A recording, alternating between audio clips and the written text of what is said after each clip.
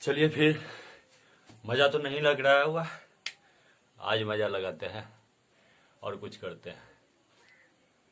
10th कर लिया आप लोग, अब आईआईटी और नीट की तैयारी करते हैं। यदि आप लोग रेगुलर बने रहते हैं तब आईआईटी और नीट की तैयारी होगी, नहीं तो आप जानवे करते हैं। तो चलिए आज से आपका जो केमिस्ट्री का फर्स्ट चैप्टर है मोल कॉन्सेप्ट, उसी को शुरू करते हैं और देखते हैं उसमें क्या क्या टर्म्स आता है। तो मोल कॉन्सेप्ट शुरू करने से पहले मैं बता दे रहा हूं आपको, सबसे पहले हम 10th से 11th में लाएंगे और 10th से 11th में जो भी चीज मुझे यूज करना पड़ेगा, और लोहा पत्थर तो यूज करेंगे नहीं, जो भी यूज करना पड़ेगा उसको मैं यूज करूंगा। जो भी कैलकुलेशन मुझे यूज करना पड़ेगा वो सारे कैलकुलेशन यूज करूंगा। तो सबसे पहले मैं आपको 10th से 11th में लाऊंगा, फिर 11th के साथ साथ आपको और 12th के साथ साथ मैं आपको आईआईटी और नीट का भी तैयारी कराऊंगा। तो आप सिर्फ रेगुलर बने रहिए, फिर देखते हैं क्या क्या टर्म्स आता है आपको 10th से 11th में लाने के लिए। तो सबसे पहले हम शुरू करते हैं मोल कॉन्सेप्ट, और मोल कॉन्सेप्ट में देखते हैं सारा टर्म्स क्या क्या आता है। तो सबसे पहले मोल कॉन्सेप्ट में हम लोग पहले पढ़ेंगे, सबसे पहला पॉइंट जो हमारा होगा वो पढ़ेंगे calculation of mole. Calculation of mole, जिसका एक नया नाम दे देंगे हम लोग, जिसका नाम देंगे हम लोग बेसिक कॉन्सेप्ट। जिसका नाम देंगे हम लोग बेसिक कॉन्सेप्ट, और बेसिक कॉन्सेप्ट के थ्रू ही हम लोग 10th से 11th में आएंगे। उसके बाद देखिए सेकेंड टर्म जो हमारा होगा, सेकेंड पॉइंट जो होगा, उसमें हम लोग कंसंट्रेशन की बात करेंगे। कंसंट्रेशन की बात करेंगे। कंसंट्रेशन होता क्या है, ये सारा चीज बताएंगे, एक एक करके बताएंगे कंसंट्रेशन होता क्या है, और कंसंट्रेशन हम लोग किस किस टर्म में या किस किस फॉर्म में कैलकुलेट कर सकते हैं, ये सारा चीज एक एक करके बताएंगे आपको। तो दूसरा हम लोग पढ़ेंगे कंसंट्रेशन। इसमें देखते हैं क्या क्या टर्म्स आता है। तो इसमें सबसे पहले हम लोग पढ़ेंगे वेट बाय वेट परसेंट, दूसरा हम लोग पढ़ेंगे वॉल्यूम बाय वॉल्यूम परसेंट, तीसरा हम लोग पढ़ेंगे वेट बाय वॉल्यूम परसेंट, चौथा हम लोग पढ़ेंगे पीपीएम, जिसका हम लोग नाम देंगे पार्ट्स पर मिलियन। पार्ट्स पर मिलियन, पहला वेट बाय वेट परसेंट, दूसरा वॉल्यूम बाय वॉल्यूम परसेंट, तीसरा वेट बाय वॉल्यूम परसेंट, और चौथा पीपीएम, जिसका नाम है, फुल फॉर्म है पार्ट्स पर मिलियन। इसको नोट कर लीजिए, फिर देखते हैं आगे।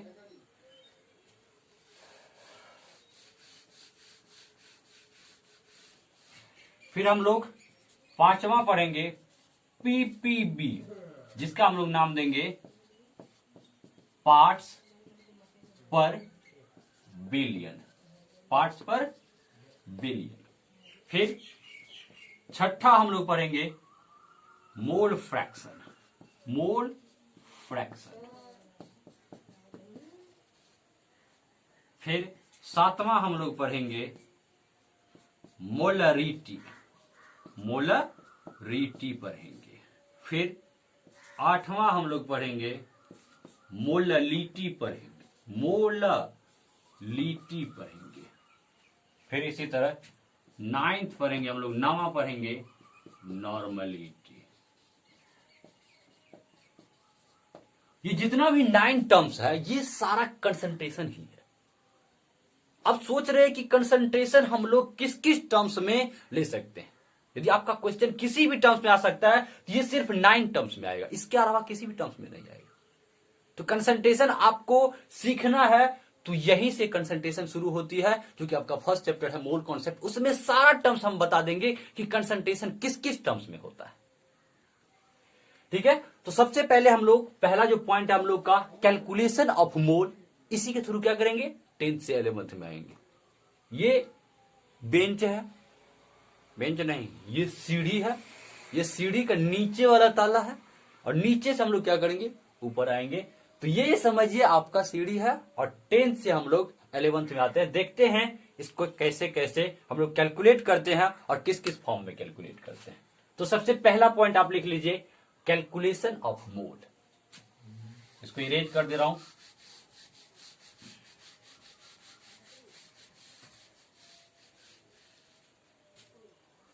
कैलकुलेशन ऑफ मोल, और देखते हैं इसमें क्या क्या होता है।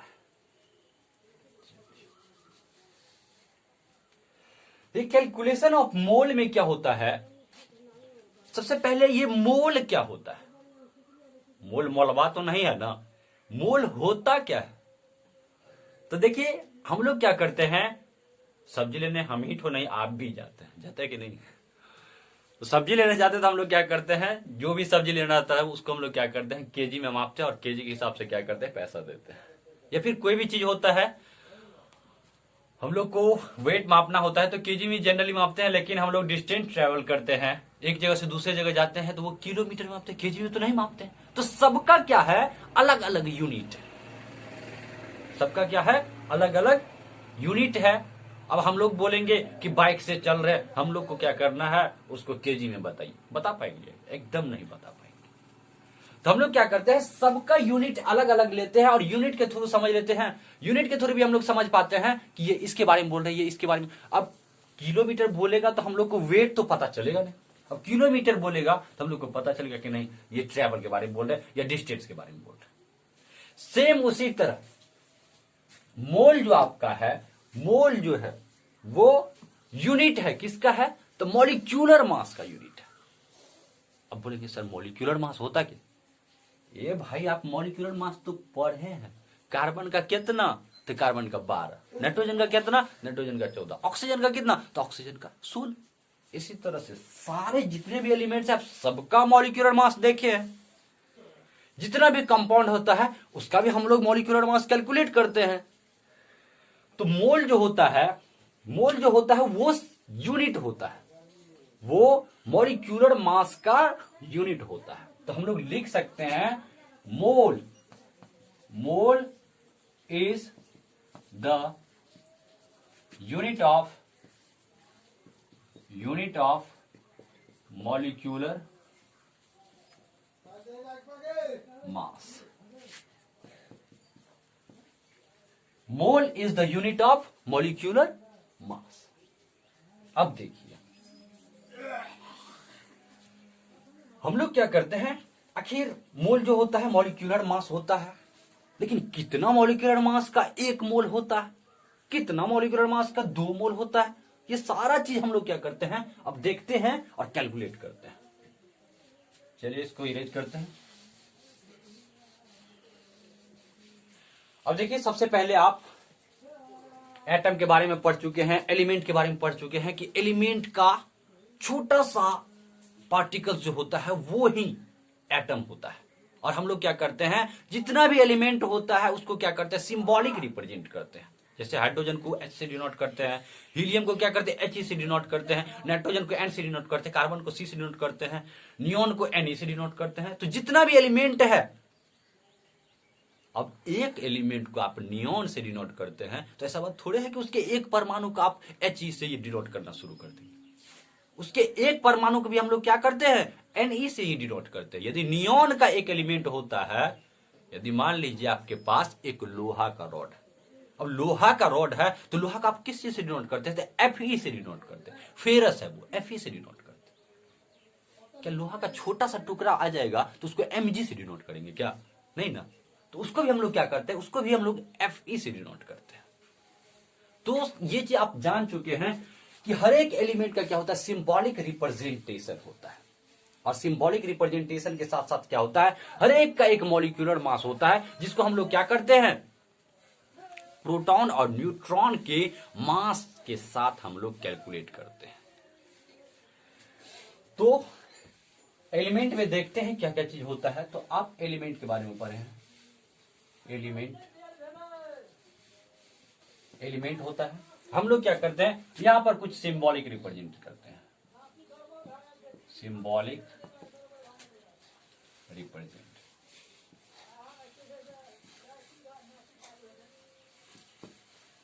और यहां पर लिख देते हैं मॉलिक्यूलर मास, मॉलिक्यूलर मास। अब देखिए एलिमेंट में जैसे हम लोग मान लेते हैं ये हाइड्रोजन है, तो हाइड्रोजन को हम लोग किससे डिनोट करते हैं? तो H से डिनोट करते हैं। हाइड्रोजन को हम लोग क्या करते हैं? H से डिनोट करते हैं। तो यहां पर हम लोग हाइड्रोजन यदि लिखते हैं हाइड्रोजन, तो हम लोग क्या करते हैं? सिंबॉलिक रिप्रेजेंट H से डिनोट करते हैं। और H का क्या होता है? एक मॉलिक्यूलर मास होता है जिसको हम लोग लिखते हैं 1.0008। जनरली हम लोग क्या करते हैं? इसका वैल्यू 1 ले लेते हैं। 1 क्या? 1 AMU एटॉमिक मास यूनिट होता है, या फिर इसी को लिखा जाता है 1 म्यू, या फिर इसी को बोला जाता है, ये भी बोला जाता है 1 ग्राम भी बोला जाता है, कोई दिक्कत नहीं। अब इसी तरह हीलियम हो गया। यदि हीलियम हो गया तो हम लोग किससे डिनोट करते हैं? तो He से डिनोट करते हैं। इसका कितना होता है मॉलिक्यूलर मास? तो इसका 4 AMU होता है। फिर इसी तरह हम लोग नीचे जाएंगे तो कार्बन, तो कार्बन का कितना होता है? कार्बन, तो कार्बन को हम लोग C से डिनोट करते हैं, और कार्बन का मॉलिक्यूलर मास कितना होता है? 12 होता है। 12 AMU होता है। फिर इसी तरह यदि नाइट्रोजन आ गया, नाइट्रोजन इसको हम लोग क्या करते हैं? N से डिनोट करते हैं, और N से डिनोट करने के साथ साथ इसका मॉलिक्यूलर मास कितना? ये 14 AMU होता है। अब देखिए हाइड्रोजन को हम लोग किससे डिनोट करते हैं? तो H से डिनोट करते हैं। ये बात आई समझ में? कहने का मतलब हाइड्रोजन हम लोग के पास बहुत सारा हाइड्रोजन है। हाइड्रोजन हम लोग एक जगह इकट्ठा कर दिए, जिस तरह से क्या करते हैं? नमक का पैकेट लाते हैं। अब नमक का पैकेट लाते हैं तो उन सारे नमक के पैकेट में जितना भी पार्टिकल्स है, उस पार्टिकल्स का नाम क्या है? NaCl नाम है। उसी तरह हाइड्रोजन हम लोग कहीं पर रखते हैं, या हाइड्रोजन जो भी गैस होता है या कहीं पर हम लोग इकट्ठा करते हैं, तो उसमें क्या होगा? ढेर सारा पार्टिकल्स होगा। तो ये सारा ढेर पार्टिकल्स है। अब हाइड्रोजन को एक जगह ही आप लोग बोल सकते हैं कि ये हाइड्रोजन है, और हाइड्रोजन को हम लोग किससे डिनोट करते हैं? इतना बड़ा नहीं लिखते हैं, तो H से डिनोट कर देते हैं, और इसी का क्या करते हैं? मॉलिक्यूलर मास लिख देते हैं 1 AMU लिख देते हैं। अब देखिए ये 1 AMU जो है, इसके एक पार्टिकल्स का मास नहीं है। ये हाइड्रोजन के एक पार्टिकल्स का ये मास नहीं है। ये जो मास है हाइड्रोजन के 1 मोल पार्टिकल्स का मास है। ये हाइड्रोजन का 1 मोल पार्टिकल्स का मास है। ये हीलियम जो है, हीलियम में भी क्या होगा? हीलियम हम लोग कहीं पर इकट्ठा करेंगे तो एक एटम तो रखेंगे नहीं। एक एटम रख सकते हैं, लेकिन बहुत ज्यादा तकलीफ के साथ रख सकते हैं, बहुत ज्यादा दिक्कत होगी, तब हम लोग क्या कर सकते हैं? एक एटम को अलग करके रख सकते हैं।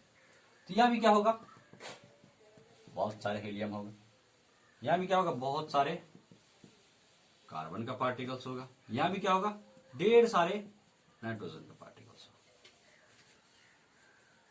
अब ये जो मास देख रहे हैं, ये वाला, ये नाइट्रोजन के 1 मोल पार्टिकल्स का मास है 14 AMU। इसी तरह कार्बन है, तो कार्बन का ढेर सारा पार्टिकल्स होगा। तो कार्बन का जो ये मास है 12 AMU, ये एक पार्टिकल्स का मास नहीं है, ये 1 मोल पार्टिकल्स का मास है, जिसको हम लोग कैलकुलेट करते हैं प्रोटॉन और न्यूट्रॉन के थ्रू। तो कहने का मतलब ये 1 मोल पार्टिकल्स का मास है 12। आई बात समझ में? तो हम लोग जनरली लिख सकते हैं, हम लोग ऐसा भी लिख सकते हैं, मिटा दे इसको, हम सिर्फ समझाने के लिए इसको लिखे थे।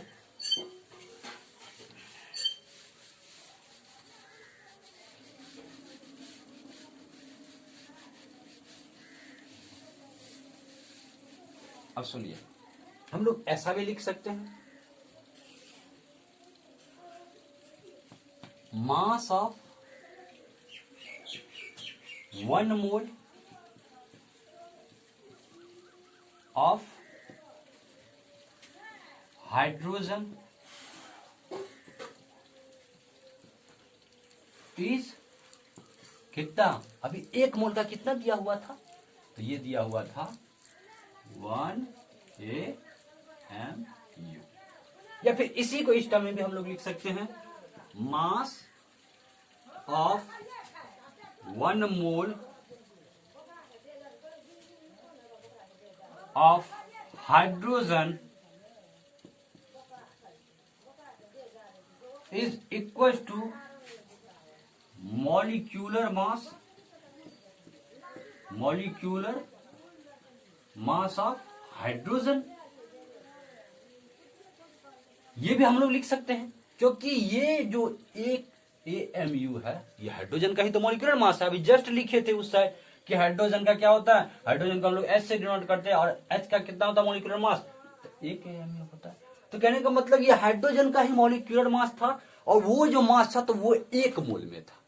उसी चीज को हम लोग लिख सकते हैं, mass of 1 mole of hydrogen is equal to molecular mass of hydrogen. इसी तरह से हम लोग ये भी लिख सकते हैं, 1 mole of hydrogen,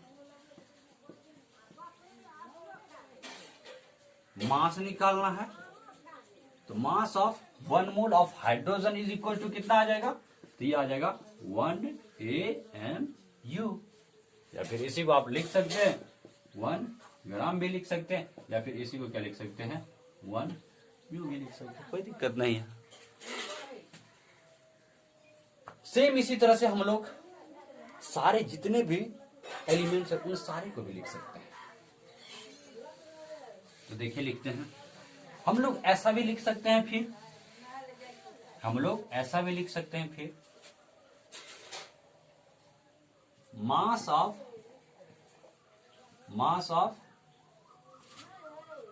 1 mole of nitrogen is equals to molecular mass of nitrogen, molecular mass of nitrogen लिख सकते हैं। तो mass of 1 mole, mass of 1 mole of nitrogen, nitrogen का लिख देते हैं, नाइट्रोजन इक्वल टू कितना आ जाएगा, इसका कितना आया था मॉलिक्यूलर मास, तो इसका आया था 14, तो कितना आ जाएगा 14 AMU। या फिर इसी को आप लिख सकते हैं ये 14 म्यू, या फिर इसी को लिख सकते हैं 14 ग्राम, कोई दिक्कत नहीं। कहने का मतलब जो भी पार्टिकल्स होता है, जो भी एलिमेंट होता है, उसका जो मॉलिक्यूलर मास होता है वो 1 मोल पार्टिकल्स का होता है। आता नहीं समझ में, ना तो बॉक्का जैसा ऐसे ऐसे करते रहोगे तो कहा समझ में। देखिए बोक्का जैसे मत कीजिए। और देखिए mass of 1 mole of nitrogen कितना, तो 14 AMU, या फिर 14 म्यू, या फिर 14 ग्राम। ना सॉरी 14 ना लग रहा है, 14 ना लग रहा तो ये मिटा दो, हैगा तनी बढ़ा दो, अब लग रहा है ना 14। चलिए आप इस बात को समझिए जो हम बार बार बोल रहे हैं, जो मॉलिक्यूलर मास जो होता है किसी भी एलिमेंट का होता है या कंपाउंड का होता है, जो भी मॉलिक्यूलर मास होता है वो 1 मोल पार्टिकल्स का होता है। कितना का होता है, 1 मोल पार्टिकल्स का होता है। एक दो और एग्जांपल देते हैं, फिर बात समझ में आ जाएगी।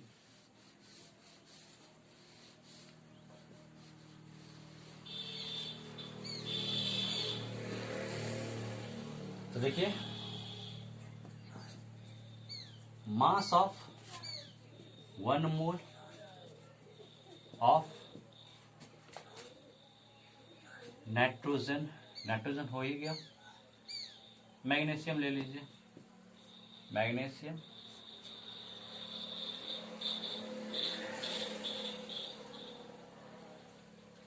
इस कितना हो जाएगा, 1 mass of 1 mole of magnesium is equal to कितना, मॉलिक्यूलर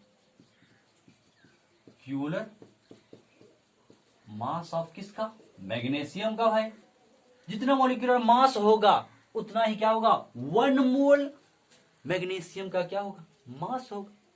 अब जो भी होता है हम लोग मान लेते हैं कि मैग्नीशियम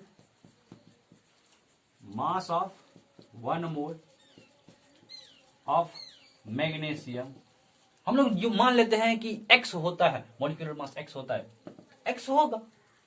अब जैसे मान लिए कि हम लोग ये 23 होता है, 23 AMU, या फिर मान लिए 23 म्यू भी लिख सकते हैं, या फिर लिख सकते हैं 23 ग्राम। ये मान लिया, ऐसा एग्जैक्ट में होता नहीं, क्योंकि क्या होता है कि पॉइंट में होता है। अब पॉइंट में होता है तो हम लोग पॉइंट में उतना ज्यादा याद करने में ठीक नहीं लगता है। तो हम लोग मान लिए कि 1 मोल क्या होता है, 1 मोल मैग्नीशियम का जो मास होता है वो 23 AMU, 23 म्यू या 23 ग्राम होता है। इसी तरह से क्या होगा, ये बात आप समझिए कि जितना होता है मॉलिक्यूलर मास किसी भी पार्टिकल्स का जितना होता है वो 1 मोल में होता है। आई बात समझ में? अब देखिए, अब कुछ कंपाउंड के बारे में देखते हैं, कंपाउंड के बारे में क्या होता है।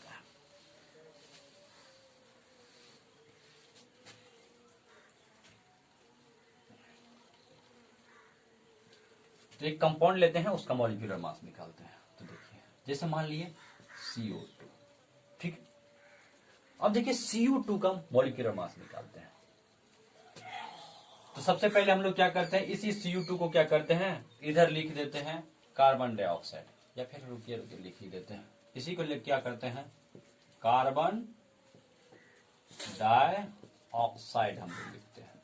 और कार्बन डाइऑक्साइड का सिंबॉलिक रिप्रेजेंटेशन क्या करते हैं, CO2 क्या करते हैं।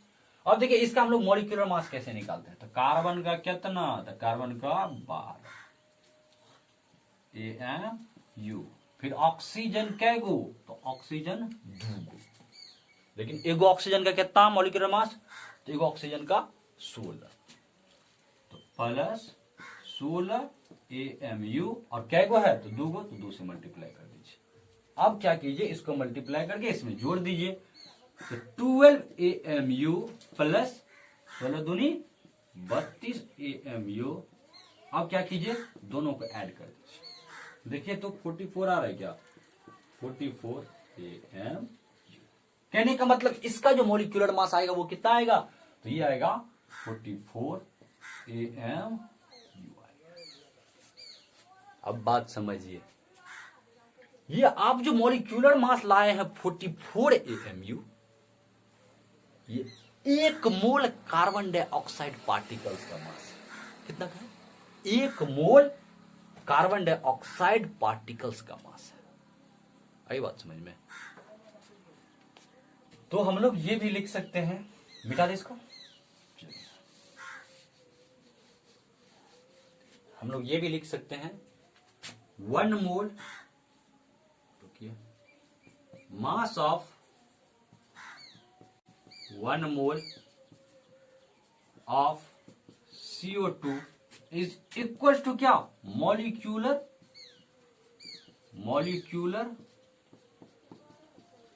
मास ऑफ किसका, तो CO2 का। और जिसके 1 मोल में पूछ रहा है कि कितना मास होता है, उसी का तो मॉलिक्यूलर मास। तो अब देखिए mass of 1 mole of CO2 कितना मॉलिक्यूलर मास निकला है, तो 44 AMU या फिर 44 म्यू या फिर 44। आई बात समझ में? जितना भी मॉलिक्यूलर मास होता है किसी भी कंपाउंड का या किसी भी एलिमेंट का, वो 1 मोल में होता है। आप इस बात को क्या कीजिए, माइंड में सेट कर लीजिए। सेट नहीं होता ना तो मार के सेट कर लीजिए, एकदम उसको सेट कर लीजिए कि जितना भी किसी चीज का मॉलिक्यूलर मास होता है वो 1 मोल में मॉलिक्यूलर मास होता है। ठीक है, और कुछ कंपाउंड करते हैं।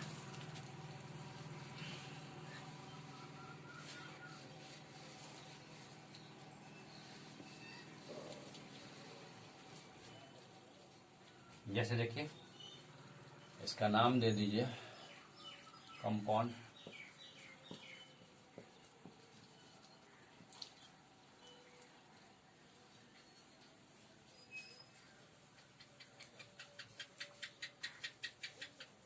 अब देखिए हम लोग कार्बन मोनोऑक्साइड का निकालते हैं, कार्बन मोनोऑक्साइड। और कार्बन मोनोऑक्साइड का सिंबॉलिक रिप्रेजेंटेशन क्या होता है, CO। ना सर कोबाल्ट दिख रहा है सी, और कोबाल्ट ना है कार्बन मोनोऑक्साइड, सी है ओ है तो कार्बन मोनोऑक्साइड, छोटका वाला वो ना है बड़का वाला वो, तो कार्बन मोनोऑक्साइड। और कार्बन मोनोऑक्साइड का हम लोग क्या करते हैं, मॉलिक्यूलर मास निकालते हैं कि इसका मॉलिक्यूलर मास कितना है।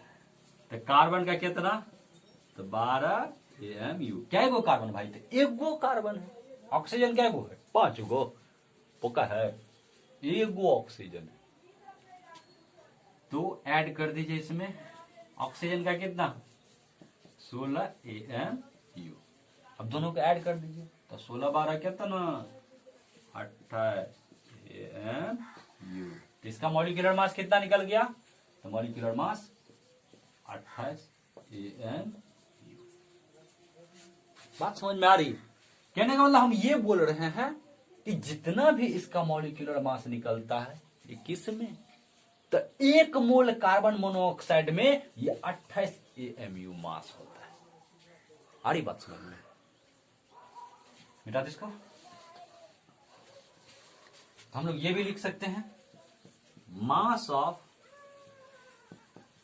1 mole of carbon monoxide is equal to कितना, मॉलिक्यूलर मास उसी का, तो मॉलिक्यूलर मास ऑफ किसका, कार्बन मोनोऑक्साइड का। तो mass of 1 mole of carbon monoxide is equal to कितना, तो 28 AMU। आई बात समझ में, चलिए इतना बात समझ में आ गई, तीर मार दिया भाई। चलिए आगे समझते हैं, इतना सब बात समझ में आ गई तो आगे भी समझ में आएगी। मिटा दे,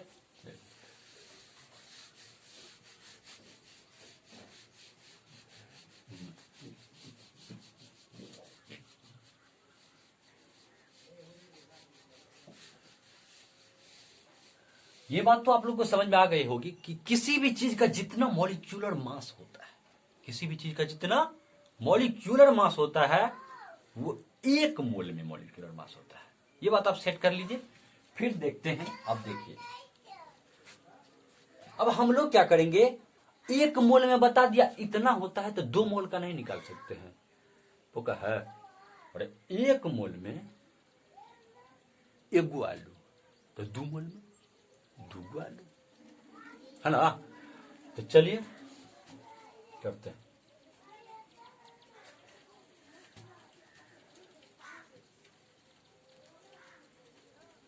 तो देखिए, mass of 1 mole of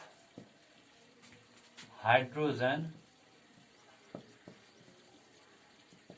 is equal to कितना, मॉलिक्यूलर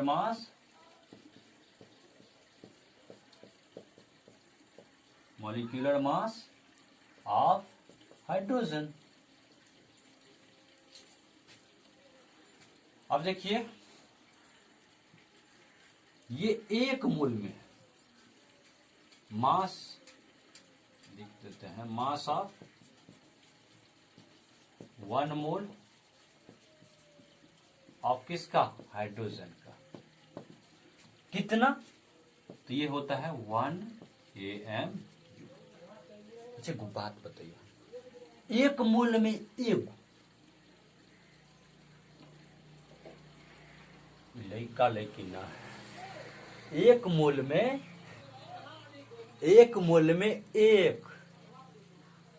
1 गो आम के दाम 1 रुपया, तो 2 गो आम के दाम 2 रुपया। तो चलिए, मास ऑफ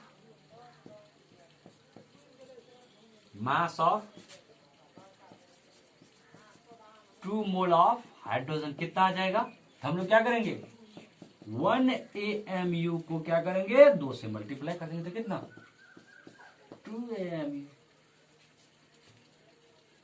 ये 2 AMU किसका, हाइड्रोजन का सिर्फ।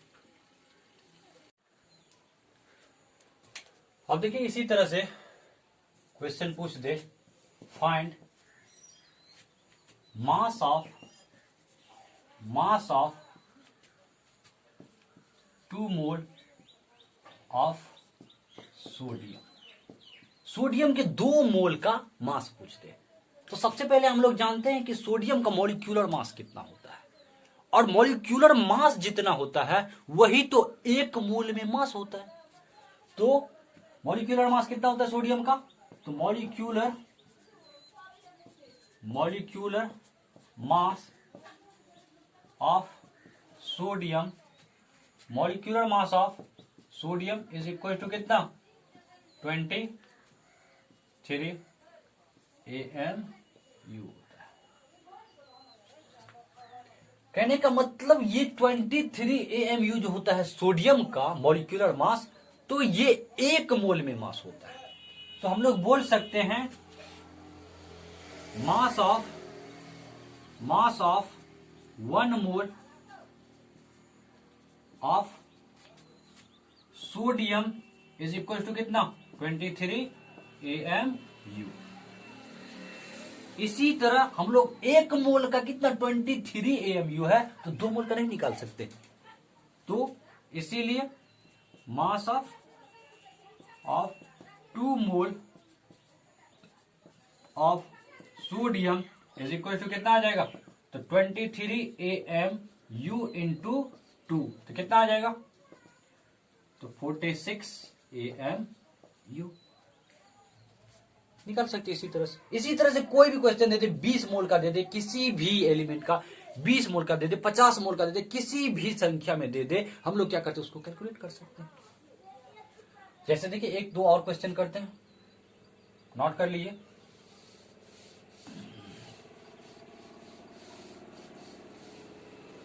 जैसे हम लोग को क्वेश्चन दे दिया, फाइंड मास ऑफ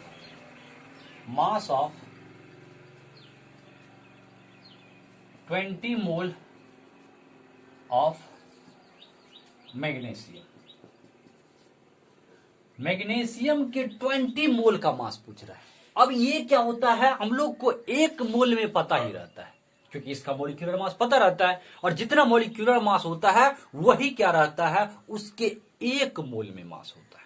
अब 1 मोल में पता रहता है तो हम लोग 20 का दे या 40 का दे, कोई फर्क नहीं पड़ता है। तो मॉलिक्यूलर मास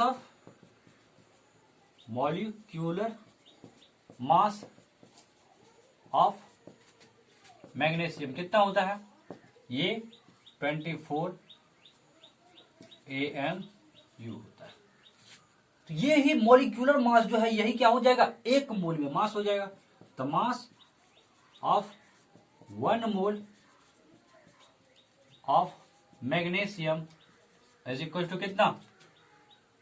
24 AMU।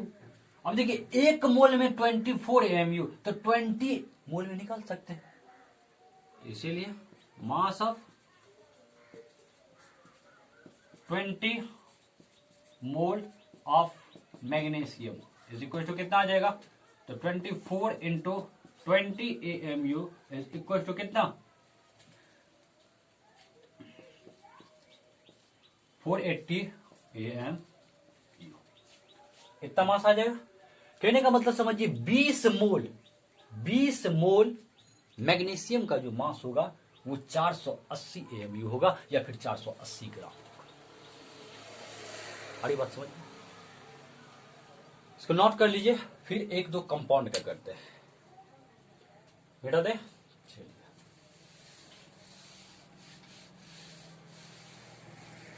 जैसे हम लोग से पूछ दिया, find mass of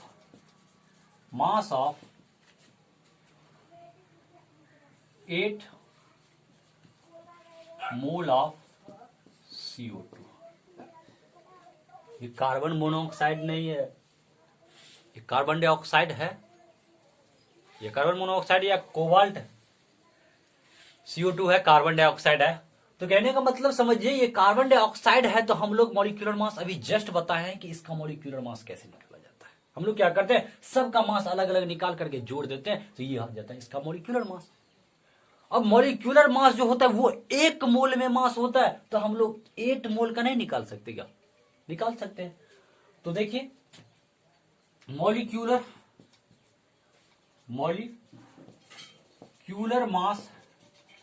mass of CO2 is equal to कितना आ जाएगा? अब देखिए कार्बन क्या है, कार्बन 1, तो कितना 12 AMU, ऑक्सीजन कितना 2, तो एगो का कितना मास, तो 16 AMU इंटू 2।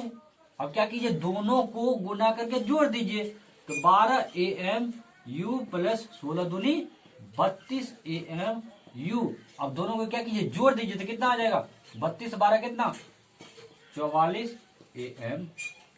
कहने का मतलब इसका जो मॉलिक्यूलर मास है वो 44 AMU है, और 44 AMU मॉलिक्यूलर मास है, तो 1 मोल में वो मास है। किसका 1 मोल में वो मास है? तो कार्बन डाइऑक्साइड के 1 मोल में मास है 44 AMU। तो कहने का मतलब हम लोग लिख सकते हैं molecular mass of CO2 is equal to कितना, तो 44 AMU। तो ये भी हम लोग लिख सकते हैं mass of 1 mole of CO2 is equal to कितना, तो 44 AMU। अब 1 मोल में हम लोग को 44 AMU, तो 8 मोल में नहीं पता चल जाएगा।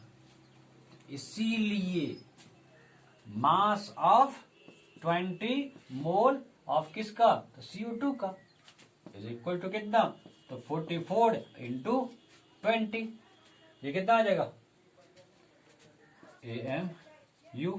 ये कितना आ जाएगा, 44 दूना 88,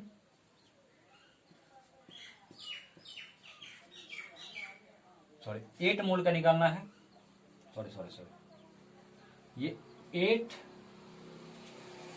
AMU। अब क्या कीजिए, इसको मल्टीप्लाई कर दीजिए, तो कितना आ जाएगा, 8 चौके 32, 8 चौके 32, 32 3 कितना 35, ये आ गया 352 AMU। कहने का मतलब 8 मोल CO2 का जो मास होगा वो 352 AMU या 352 AMU होगा। आई बात समझ में? नोट कर लीजिए, 1-2 कंपाउंड का और करते हैं, फिर आपको क्वेश्चन देते हैं।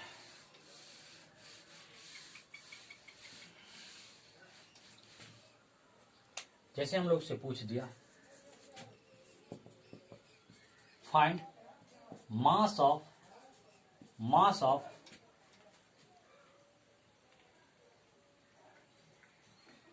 7.5 मोल ऑफ NaOH। अब हम लोग को दे दिया 7.5 मोल NaOH का मास, बताइए कि कितना होगा। तो इसका मॉलिक्यूलर मास हम लोग को पता है, इसका मॉलिक्यूलर मास कितना होता है, तो इसका मॉलिक्यूलर मास हम लोग कैलकुलेट करते हैं। सारे का क्या करते हैं, अलग अलग करके लिख देते हैं, जितना मॉलिक्यूलर मास होता है सबको क्या करते हैं, ऐड कर देते हैं, और वही जो मास होता है वो 1 मोल में होता है। तो देखिए डायरेक्ट अब लिख देते हैं। अब क्या कीजिए, यहां पर मॉलिक्यूलर मास कैलकुलेट कर लीजिए। तो सोडियम का कितना 23 AMU, ऑक्सीजन का कितना, ऑक्सीजन का 16 AMU, हाइड्रोजन का कितना, तो 1 AMU। सबको जोड़ते हैं, 6 3 9 9 1 10 2 1 3 1 4 AMU। कहने का मतलब इसका मॉलिक्यूलर मास जो है ये 40 AMU है, और इसी का मतलब होता है 1 मोल NaOH में जो मास होता है ये 40 AMU होता है। तो हम लोग ये भी लिख सकते हैं, मिटा दे इसको आप क्या कीजिए, यहां पर ब्रैकेट देकर के लिख लीजिए कि इसका मॉलिक्यूलर मास जो होता है ये 40। अब देखिए इसी को सॉल्व करते हैं, तो हम लोग लिख सकते हैं mass of 1 mole of NaOH is equal to कितना, तो 40 ग्राम लिख सकते हैं, कोई दिक्कत नहीं। फिर हम लोग को कितना निकालना है, तो 7.5 मोल में निकालना है। तो इसीलिए mass of 7.5 mole of NaOH is equal to कितना, तो 40 इंटू 7.5 ग्राम। अब मल्टीप्लाई कर दीजिए इसको, कितना आ जाएगा, ये जीरो इसको इस साइड कर देगा, तो 4 5 20, 7 चौके 28, 28 2 30, ये आ जाएगा 300 ग्राम। कहने का मतलब 7.5 मोल NaOH में जो मास होता है वो कितना होता है, 300 ग्राम होता है। आई बात समझ में। चलिए आपके लिए कुछ क्वेश्चन देते हैं, आप उसका आंसर कमेंट बॉक्स में बताइएगा।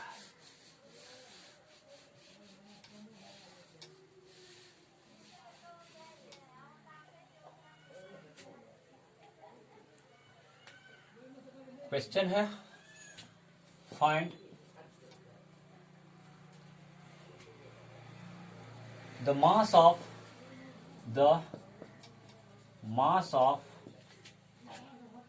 9 मोल ऑफ एल्युमिनियम का बताना है आपको। फिर क्वेश्चन है, find the mass of 10 mole of carbon monoxide का बताना है। फिर क्वेश्चन है आपके पास, फाइंड द मास ऑफ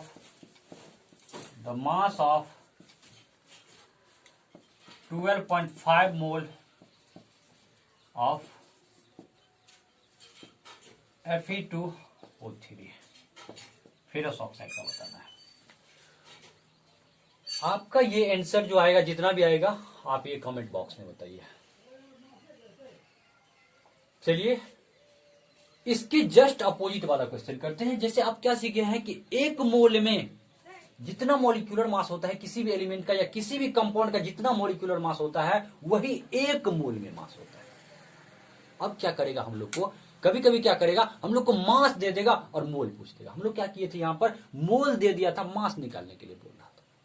अब हम लोग से कभी कभी पूछ देगा, मास दे दिया और नंबर ऑफ मोल्स की संख्या पूछ देता है। तब देखिए ऐसे क्वेश्चन को हम लोग सॉल्व किस तरह से करते हैं।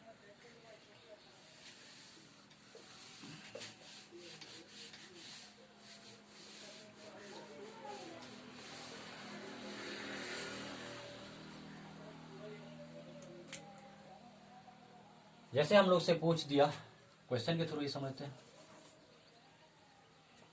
पूछ दिया question, find the number of mole of